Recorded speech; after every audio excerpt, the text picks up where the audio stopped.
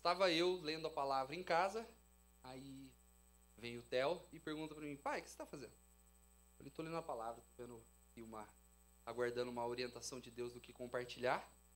E aí ele, por que você não traz... Primeiro ele falou, traz assim algo que ensine a igreja e que seja novidade para ela. Eu falei, você tem alguma sugestão? Ele falou, por que você não traz Atos 14? Eu falei, o que tem lá? Eu falei, eu vou dar uma olhadinha. E é assim, né, irmãos? A gente tem que aprender a reconhecer a voz de Deus nos novos, nos anciãos, nos pares de mesma idade. E como eu também ali, até então, Deus não tinha me dado diretamente, né, no meu íntimo, mas creio que Deus trouxe essa mensagem através do Theo. E aí eu fui ler Atos 14, falei, deixa eu ver aqui, né, o que está falando Atos 14, que a gente estuda, mas a Bíblia tem muito conteúdo. E aí quando eu li, né, o Espírito do Senhor falou ao meu coração sobre essa mensagem e sobre coisas importantes que a igreja vive, né, Igreja Filadélfia Taquaral e a Igreja de Cristo, as igrejas têm vivido, principalmente no Brasil, em alguns contextos que eu vou trazer, né? Em outros contextos a gente está bem tranquilo, bem leve essa questão de perseguição que a gente sofre, né? A perseguição que a gente sofre é as pessoas falando mal da gente, irmão. É alguém que não gosta de você, é alguém que acha que você é falso. Isso é leve, irmão. Agora vai estudar na Nigéria. Quantos cristãos já morreram nos últimos anos? Acho que 150 mil cristãos em questão de 10 anos. E não é assim, morreram pessoas. Não, foram assassinados e cristãos. Então, assim, nós estamos bem tranquilos quanto a essa questão de perseguição. Mas, né, a palavra serve para todas as igrejas. E aí a gente tem no primeiro versículo, né, Deus trazendo por meio da palavra, Lucas comentando, né, no livro de Atos, sobre a viagem de Barnabé e Paulo a Icônio. E ali a gente tem a representação do crescimento do reino, né? Versículo 1. Em Icônio, Paulo e Barnabé também foram à sinagoga judaica e falaram de tal modo que muitos creram, tanto judeus como gentios. Logo no primeiro versículo vemos o crescimento da igreja de Cristo, né? Não é a igreja do Paulo, não é a igreja do Barnabé, não é a igreja do Pedro, não é a igreja do João, é a igreja de Cristo, por meio da pregação do Evangelho. E um detalhe que precisa ficar claro em nossas mentes. Deus, né, como vai falar em 1 Coríntios, capítulo 3, versículo 6 e outro, eu não vou ler, mas vou trazer o contexto. Deus dá o crescimento, e isso é fato. Né? Você pode plantar, não saber como funciona o processo de germinação, e alguém que entende todo o processo, se você e ele plantar, ainda assim é Deus que dará o crescimento dessa semente. Não depende do nosso conhecimento. A nossa ação é plantar. Então, nós vemos que Deus dá o crescimento, isso é verdade. Mas ele dá o crescimento do quê? Em 1 Coríntios 3, 6 e 8, Paulo plantou e Apolo regou. Ou seja, Deus deu o crescimento daquilo que era fruto do trabalho das mãos dos apóstolos e dos servos do Senhor. Ou seja, para que Deus dê crescimento, nós temos que lançar a semente. Isso cabe a nós. É nossa responsabilidade. Então, a gente, às vezes, acaba se acomodando com certos cenários. E isso é muito comum, principalmente em igrejas pequenas. E não é uma crítica, mas é um alerta. Né? A gente sabe que quem dá o crescimento é Deus. E Deus tem uma quantidade para cada rebanho. Mas muitas igrejas acabam se escondendo atrás deste versículo e deixando de fazer, deixando de lançar a semente, porque não é isso aqui tá bom, Deus falou que é Ele que dá o crescimento. Tá aí, o que você tem plantado? Né, eu tenho comentado na escola bíblica, o Dani também comentou, a gente esteve numa reunião de pastores, né, e o pastor Rafael deixou claro, ele falou, irmãos, tem uma estatística, né, um dado, que em Campinas somos em torno de 300 mil que declaram a fé cristã. Mas ele falou, mas vamos ser justos? Deve ter umas 200 mil pessoas que declaram a fé, que realmente são. E aí ele fala, tem 800 mil pessoas indo para o inferno. E a igreja vai dar conta disso. cada um de nós vamos prestar conta de não pregar o evangelho. Então, nós precisamos avaliar. Deus dá o crescimento, mas eu tenho lançado a semente? Eu tenho feito a minha parte? Conhecendo de semente ou não, eu tenho feito, né? E ali a gente vê assim que era assim o trabalho de Barnabé e Paulo. Por cada cidade que passavam, o evangelho era pregado e vidas eram salvas por Cristo. Eles pregavam o evangelho, havia o arrependimento, o reconhecimento do sacrifício de Cristo na cruz e vidas eram alcançadas. E a minha primeira série de perguntas é: por onde temos caminhado? O evangelho tem sido anunciado? Vidas têm sido redimidas pelo sacrifício de Cristo? A igreja de Cristo tem crescido em grande multidão? Como diz numa outra versão, né, de Atos, no primeiro versículo, vai falar que crescia e crescia em grande multidão. Só nesse momento na cidade, né, de Icônio, cresceu e cresceu em grande multidão. Então a pergunta é: aonde você tem estado? Aonde eu tenho estado? Nos meios familiares, no meio de amigos, nos nossos trabalhos, nos ambientes seculares? Nós temos levado o evangelho? Vidas têm sido alcançadas? O reino de Deus, a igreja de Cristo tem crescido? Aonde Paulo e Barnabé passavam, e os outros apóstolos também, quando você lê em Atos e nas outras cartas posteriores, você vai ver que a igreja cresce. De qualquer jeito, fácil, sem perseguição? Não, porque no próprio versículo seguinte vai dizer, né? No versículo 2, vai dizer assim: alguns dos judeus que não creram, outras versões vão dizer se recusaram a crer, porém, incitaram os gentios e envenenaram a mente deles contra Paulo e Barnabé. Então, onde foi lançado a semente e está acontecendo um crescimento, ali cresce joio também. Ali cresce erva daninha. E a gente vê exatamente o que acontece por meio desse texto. Alguns judeus que ali, além de não gostar da pregação de Paulo e Barnabé, não só falar assim, a gente não crê e vamos embora, não, eles incitaram os gentios que ainda, né, estavam chegando, não eram nem judeus, ou seja, não sabiam ainda da história de Cristo pelo próprio povo, e ainda estavam aprendendo, né, porque era abandonar as suas vidas, as suas crenças, e dependendo da região, a questão do culto a deuses e toda essa prática religiosa era muito pesada e intensa. Além dos judeus não gostarem, eles influenciaram a mente desses gentios, que estavam ali tentando entender o que estava acontecendo. E não é diferente na igreja, hoje. Aqui percebemos uma forte oposição externa de pessoas que também ouviram a mensagem, mas além de se recusarem a crer, ainda provocaram uma parcela que até então estava neutra.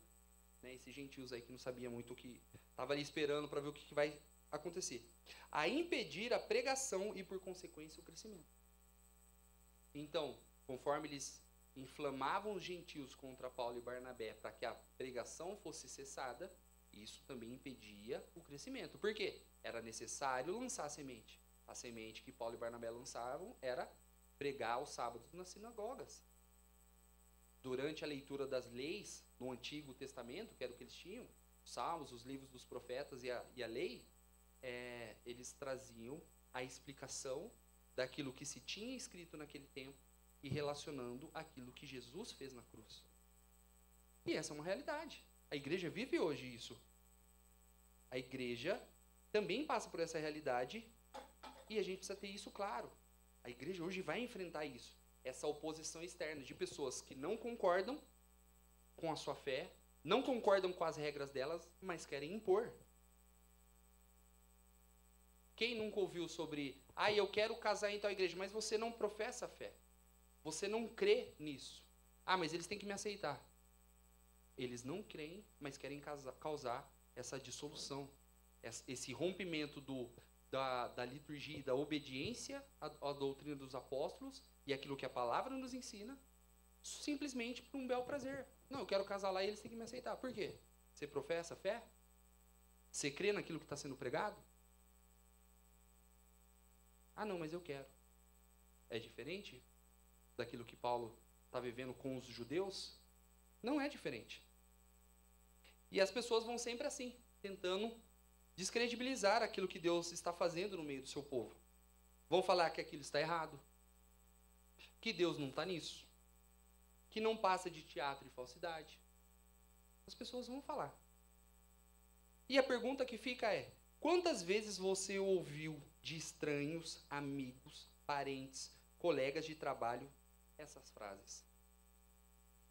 Quantas vezes nós ouvimos dos próximos e dos não tão próximos assim: ah, negócio de crente aí é tudo falsidade, é tudo hipócrita. O pastor rouba, as ovelhas é tudo pecadora. As ovelhas é pecadora. E se o pastor rouba, ele vai prestar conta a Deus. E ainda assim, Jesus deixa claro como que deve ser a conduta de um cristão. Nós temos falado do tempo de comunhão na escola bíblica, da importância da comunhão, que é na verdade é a próxima aula que eu vou entrar, mas a gente já falou várias vezes, da importância dos cristãos estarem reunidos em comunhão na congregação, onde o Senhor libera a bênção, onde a palavra exorta, capacita, transforma. Quantas vezes nós ouvimos isso? Parem para pensar. Alguém próximo descredibilizando o lugar que você frequenta e a fé que você professa. Ah, lá não, lá só tem gente assim. Não, é tudo hipócrita. Irmão, você sai do seu trabalho? É muito comum essa desculpa. Ai, não vou na igreja porque é todo mundo falso, é todo mundo pecador, é todo mundo hipócrita. Ah, tem gente lá que está em pecado. Isso. Você pede a conta porque seu chefe rouba? Você deixa de frequentar a casa da sua família porque tem um monte de mentiroso, adúltero, caluniador, que desrespeitam a sua fé? Mas na igreja a gente deixa. A igreja a gente não vem. Qual que é a diferença de um culto de quarta e domingo? Nenhuma. É só mais uma oportunidade de prestarmos culto a Deus. É a nossa oportunidade de entregar algo para Deus. Além do nosso dia a dia, além da nossa vida no cotidiano, mas aqui nós estamos reunidos para entregar junto. Louvor, adoração. Sermos exortados, capacitados. Um irmão afiando o rosto do outro. Mas para a igreja a gente deixa de participar. Para a igreja as pessoas usam essa desculpa. Eu já cheguei a confrontar esse tipo de desculpa. Ah, mas você pediu a conta no seu trabalho porque tem um monte de gente que não professa a mesma fé que você acredita? Você parou de andar com seus amigos porque eles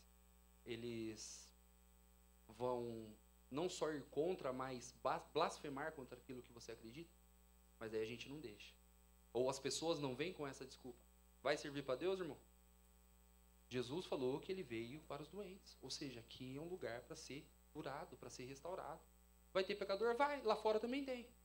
Aqui nós temos uma chance de sermos redimidos, de sermos transformados, da nossa conduta pecaminosa ser transformada em conduta de santidade. Então pense, quantas vezes você ouviu nos ambientes que você frequenta esse tipo de fala para tentar plantar uma semente na sua mente para distorcer aquilo que você tem visto com seus próprios olhos, ouvido com seus ouvidos e percebido com o teu espírito, porque o Espírito de Deus fala ao teu espírito. Quanto nós temos nos deixado contaminar por falas falsas, por mentiras que vão massagear o nosso ego, que vão acomodar o nosso pecado. Então é muito importante avaliar isso. E a gente vê a consequência disso, né? No versículo 3 e 4, a gente vê o apoio de Deus e a divisão do povo. Versículo 3. Ainda assim, os apóstolos passaram bastante tempo ali, falando corajosamente da graça do Senhor, e confirmava a mensagem deles, concedendo-lhes poder para realizar sinais e maravilhas. Versículo 4. Com isso, o povo da cidade ficou dividido. Alguns tomaram partido dos judeus e outros dos apóstolos. Paulo e Barnabé permaneceram fiéis e valentes diante da oposição. O versículo 3 vai falar, eles ficaram ali ainda há bastante tempo pregando o evangelho. E contavam com a aprovação e o apoio de Deus para que por meio de sinais e maravilhas ficasse comprovado que Deus era com ele. E quando Jesus vai comissionar os apóstolos, e isso se estende a todos os discípulos, que somos nós, que recebemos Cristo como Senhor, e somos comissionados ao chamado de pregar o Evangelho, Jesus falou que o poder do Espírito Santo nos acompanharia, para que servisse de sinais para os incrédulos, para testificar aquilo que nós pregávamos. Então a palavra vinha acompanhada do poder de Deus, e isso testificava. E isso demonstrava o apoio de Deus. O próprio versículo vai falar. E o Senhor dava, por meio da sua graça, concedia poder para confirmar a mensagem que estava sendo pregada. Eu estou pregando sobre um Deus que cura e ninguém é curado. Estou pregando um Deus que liberta e ninguém é liberto. Estou pregando um Deus que transforma e ninguém é transformado. Que testificação há nisso? Que comprovação há nisso? Nós, cristãos maduros, vamos saber que há momentos que nós vamos orar por um enfermo e Deus não vai ter a cura para este enfermo. Mas quantos testemunhos nós ouvimos de cristãos que tiveram a oportunidade de converter uma aldeia, por exemplo, porque alguém enfermo, sem conhecer a pessoa, mas ouviu falar que ela era serva do Senhor, ora para que ele seja curado, e aí eu vou crer. E a pessoa ora simplesmente assim: Senhor, eu te conheço, eu confio, eu sei que o Senhor pode e não pode curar. Que se o Senhor não quiser, o Senhor assim não o fará. Mas esse povo não conhece. Se revela este povo por meio do teu poder. E a pessoa, por meio dessa oração, por meio da fé e do propósito de Deus, essa pessoa é curada. E uma aldeia toda é ganha para Cristo, pela manifestação do poder e pela pregação do Evangelho. Então Paulo e Barnabé contavam com a aprovação e o apoio de Deus para que por meio dos sinais e maravilhas ficasse comprovado que Deus era com eles. E assim acontece nos dias de hoje. Lugares onde o manifesto do poder de Deus, por meio dos irmãos, o ministério cresce, frutifica e se torna relevante em favor do reino. Começa a sofrer inúmeros ataques externos, como: essa igreja está assim porque o pastor não confronta ninguém. Essa igreja só está assim porque tal famoso frequenta. Essa igreja é assim porque vive de eventos. E tem igrejas que vivem assim e estão fora. E tem igrejas que vivem assim e é uma demonstração do poder e daquilo que Deus tem feito através da vida dela, através dessa comunidade. E aí é o que piora, né? Porque a gente tem pessoas externas, e ali é irmão atirando irmão, porque é um irmão falando da outra igreja: ali só vai porque tem gente de dinheiro, por isso que cresce. Ali só vai porque tem evento todo dia. Ali só cresce porque por isso, por aquilo. Mas não estuda a história da igreja, a história do pastor. Qual é a mensagem que tem sido pregada lá? Qual é a direção que Deus deu para aquele aprisco? Mas além dessa oposição externa, começa a surgir problemas e oposições internas. Pessoas com visão e mentalidade diferente da comunidade, que participam da própria comunidade, começam a questionar decisões. Querem confrontar com base nos seus achismos coisas que claramente revelam a direção de Deus e, por consequência, começam a contaminar os outros, trazendo divisão ao corpo. Então, pior que um ataque externo de alguém que não participa, não conhece, não compreende e não faz parte da comunidade, de cada igreja, pior que isso é o ataque interno. De pessoas que participam, ouvem, experimentam no mesmo ambiente e não conseguem se alinhar. E aí, em vez de buscar esclarecimento, provocam a divisão. E é claro que, infelizmente, e por que eu digo infelizmente? Porque se toda a igreja estivesse cheia de cristãos, seja por evento, seja mais verdadeiro cristãos, irmãos, mas se toda a igreja grande, cheia, tivesse alinhada com a vontade de Deus, seria uma bênção. Pensa uma igreja que cabe 3.000 pessoas e as 3.000 pessoas são salvos. São servos fiéis que buscam a Deus. Mas, infelizmente, nem toda manifestação de poder, crescimento e sucesso vem de Deus. Mas o contrário também é verdadeiro. Uma igreja que tem a manifestação do poder por meio de sinais e maravilhas, por meio da exposição das Escrituras. Uma igreja que não tem manifestação do poder de Deus por meio de sinais e maravilhas, ou seja, por meio da aplicação dos dons espirituais concedidos aos irmãos que ali frequentam. Por meio da exposição das Escrituras, ou seja, quando o pregador está trazendo a mensagem, você vê o fogo do Espírito Santo ardendo da mensagem. Não precisa ter línguas estranhas, não precisa ter nenhum movimento diferente, mas a exposição da Escritura revela o poder de Deus. Uma igreja que entra ano e sai ano, não tem um novo convertido, que as pessoas passam anos dentro como se nunca tivessem feito parte, não faz diferença na sociedade e em favor do reino, também está falhando. Então, muita gente não cresce e não quer crescer, porque crescer dói. Quando você vai estudar sobre a biologia do corpo, dói. É osso crescendo, é músculo crescendo. É que a gente vai crescendo aos poucos, fica meio que imperceptível, mas crescer dói. Muitos não estão dispostos ao crescimento. E aí, em vez de entender qual que é a sua porção dentro do reino, qual é a sua responsabilidade dentro do reino, porque não querem crescer, vão falar da onde está crescendo. Ah, não, cresce por causa disso. Irmão, e na sua igreja?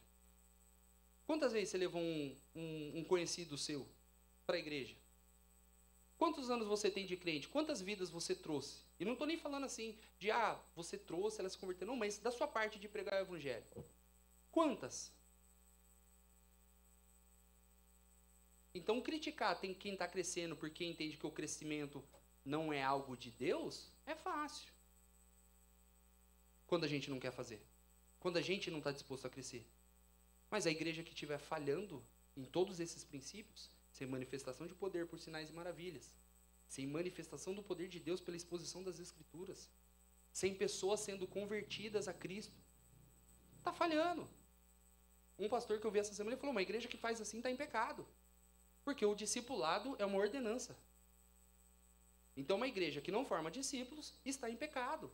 E só vai piorando, porque uma igreja que não forma discípulos vai se fechando.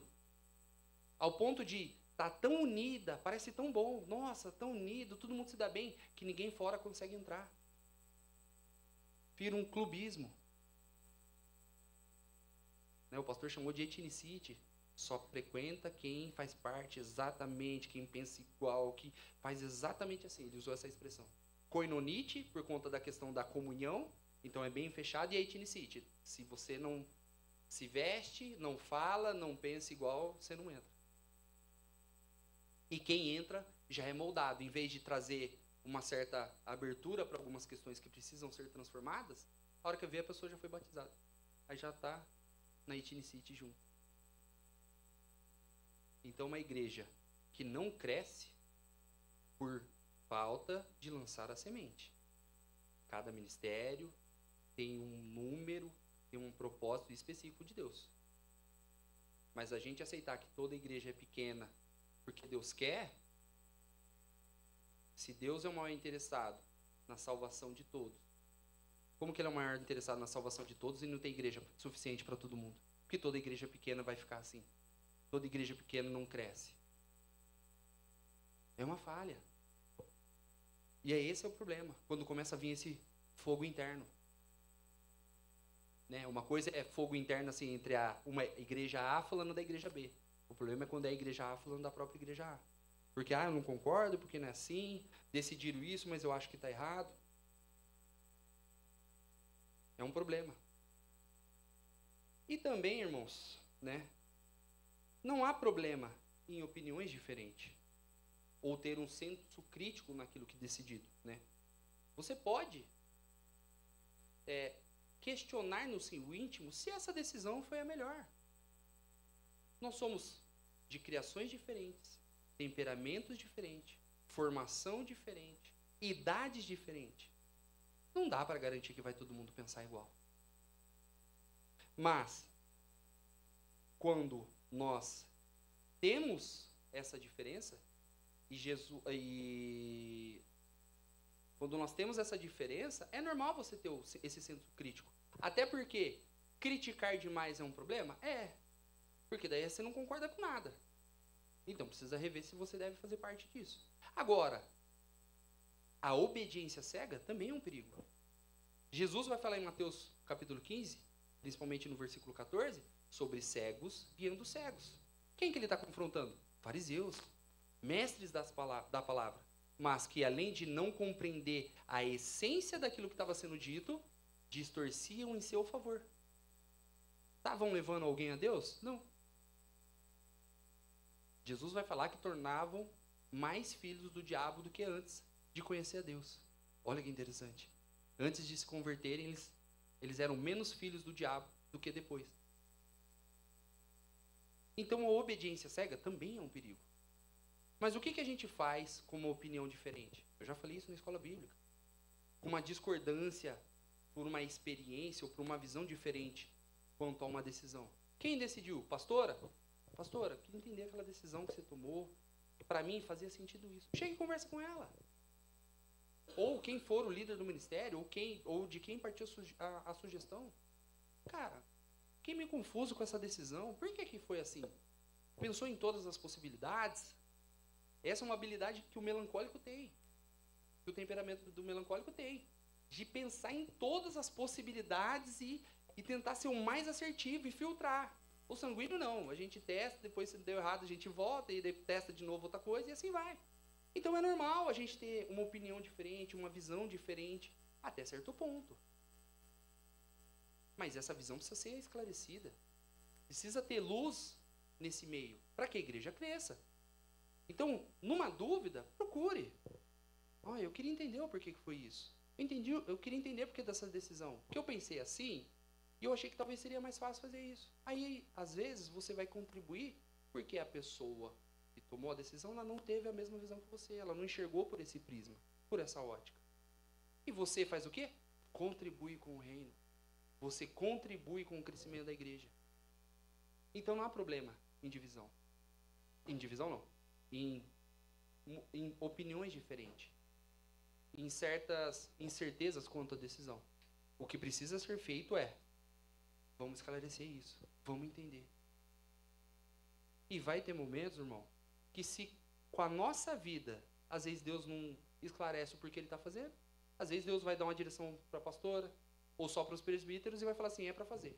Mas e se perguntarem? Eu sou. Mas quem mandou? O eu sou. Mas eu queria entender. Eu também estou querendo, e ele falou que ele é, e acabou aí. A gente está só obedecendo. Nem sempre vai caber a questão, mas também, em alguns momentos, vai. Mas acaba acontecendo como a pastora orientou, na verdade, né? Não é que acaba acontecendo. Isso é uma orientação e muitas pessoas deveriam seguir, né? A pastora falou no domingo sobre algumas decisões, sobre questão ministerial, né? Cargos administrativos, que são coisas que fazem parte da mesma organização religiosa, mas tem meios diferentes. Irmão, não é por votação que você escolhe um pastor.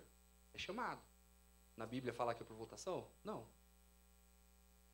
Nem os apóstolos, quando foram tirar a sorte para saber quem ia substituir Judas, os dois eram aptos. O que os apóstolos queriam? Senhor, nos revele, porque o Senhor conhece o coração. Nos revele aquele quem o Senhor tem para substituir Judas. Mas também não foi aleatório. E o outro não deixou de ser discípulo, não deixou de servir.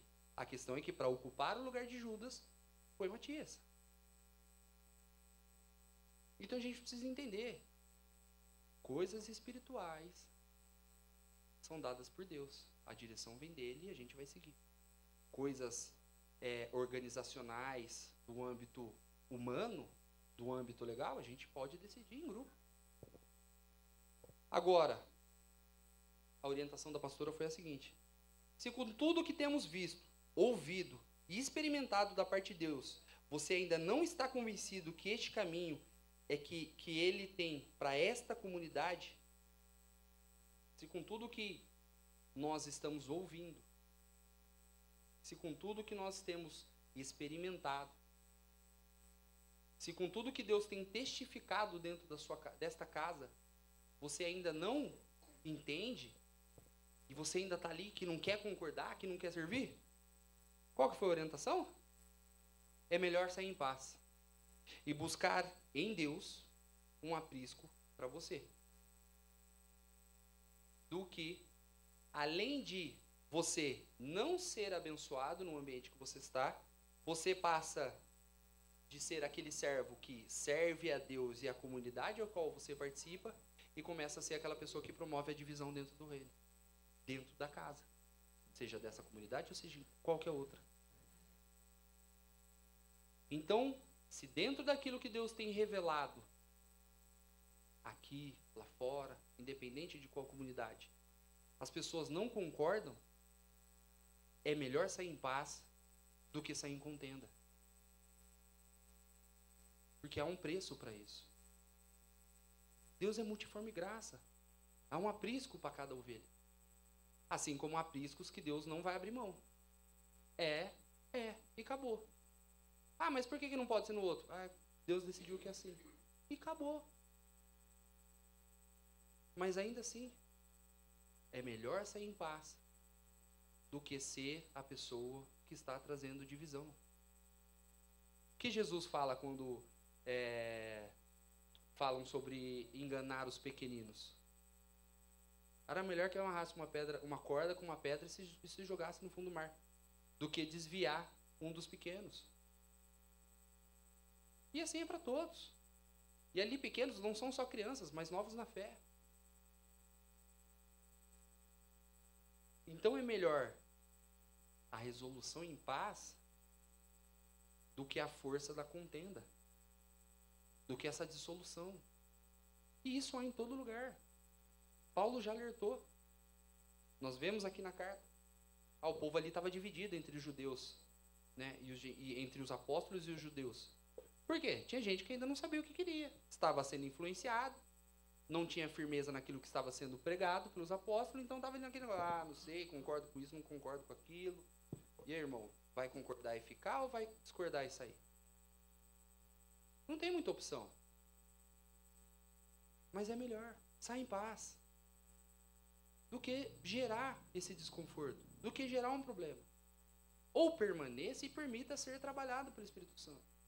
Permita-se ser transformado. É necessário. Nós temos uma parte da aula que vai falar: a igreja vai errar com você. E vai. São pessoas. Em algum momento eu posso não estar legal. Assim como pessoas que não estão legal podem te tratar mal, eu em algum momento posso não estar legal. E te tratar de uma maneira que Jesus não mandou eu tratar. E se eu sou uma liderança na igreja, eu represento essa igreja, a sua mágoa vai ser com a igreja. Diretamente comigo, mas indiretamente com o ambiente. Então a igreja vai errar com você. E você vai errar com a igreja. E aí a gente vai, pelo amor, sendo moldado, sendo transformado, sendo capacitado. Então é necessário que a discordância seja eliminada. Que haja concordância em todas as igrejas de Cristo. Melhor. Seria essencial que assim fossem todas. E aí no versículo 5, 6 e 7, né, no final de Atos, aí, capítulo 14, na verdade não no final, mas no final desse trecho da cidade de Icônio, a gente vê o desafio à persistência. Então um grupo de gentios, judeus e seus líderes resolveu atacá-los e apedrejá-los. Quando os apóstolos souberam disso, fugiram para a região de Licaônia, para a cidade de Listra e Derbe e seus arredores, e ali anunciaram as boas novas. E isso vai se repetir ainda no capítulo 14, no versículo 19, com Paulo e Barnabé em Listra. E em tantos outros versículos, em tantos outros textos. O povo vem, começa a pregar o evangelho, a igreja começa a crescer, pessoas começam a se levantar, começam a perseguir, a obra continua. Vamos para a próxima cidade. E essa é a tentativa, calar a ação de Deus, o mover de Deus. Mas outra coisa que precisa ficar claro, a obra não vai parar. E as portas do inferno não prevalecerão contra a igreja. Entendeu o perigo da dissolução? Entendeu o perigo de trazer a contenda para o ambiente? Se você traz a contenda, se você traz a dissolução, irmão, você já está no time que perdeu. Porque a igreja não perderá. A obra não parará. Paulo e Barnabé foram perseguidos em Icônio, alcançaram muitas vidas ali, bora para Listra e Derbe. Chegou em Listra e Derbe, começaram a pregar o evangelho, alcançaram muitas vidas ali. Foram perseguidos? Bora para Antioquia de novo, vamos voltar para Antioquia. A obra não vai parar. Mas o joio será tirado. O galho que não dá fruto será lançado no fogo. E o galho que dá fruto será podado para que dê mais. O lobo, disfarçado de ovelha, será desmascarado. O ladrão que veio para roubar, matar e destruir, que seriam os falsos mestres e profetas, como o versículo diz, vai ser desmascarado, vai perder. E vai entregar para o diabo, para Satanás, aqueles que se deixaram corromper. Então um lado já está vencido. E um lado já venceu. Como nós caminhamos, como igreja, diante desses desafios? Nós devemos nos portar do lado que vai vencer. Porque senão, é derrota. E pode ser uma derrota eterna, se não houver tempo para arrependimento. Então, que nós possamos ser como Paulo e Barnabés. Vamos pregar o evangelho onde a gente estiver. Tenho conversado bastante isso com o Dani. Cara, como que a gente faz? O que a gente precisa fazer? Como que faz isso? De pregar com ousadia, com manifestação do poder. Como que nós fazemos para quarta e domingo ter gente de pé na porta porque não tem mais lugar? E não porque, é mais dízimo para a igreja, é mais gente, é mais imagem. Não, gente. São vidas salvas. Nós fomos desafiados pelo pastor Rafael. Irmãos, não cabe 80 mil pessoas na minha igreja, ele falando. Cabe 3. Não cabe 80. Mas cabe 100 em uma. Cabe 200 em outra. 800 mil vidas estão indo para o inferno. E nós seremos responsáveis. Nós teremos que dar conta por cada uma dessas vidas. Por cada oportunidade que nós deixamos passar. Irmão, perseguição vai vir. É fato. Mas como a gente vai se portar? Fiel? E sendo fortalecidos e aprovados por Deus na nossa caminhada?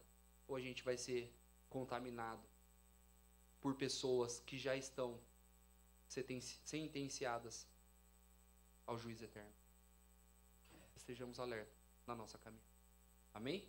Deus abençoe a todos e que essa mensagem possa chacoalhar vocês como chacoalhou a mim.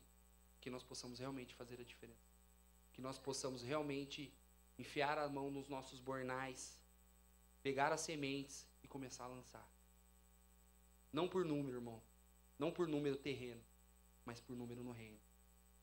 Por pessoas que não vão ser condenadas eternamente. Amém? Vamos orar pela nação, certo? Então, aqueles que quiserem.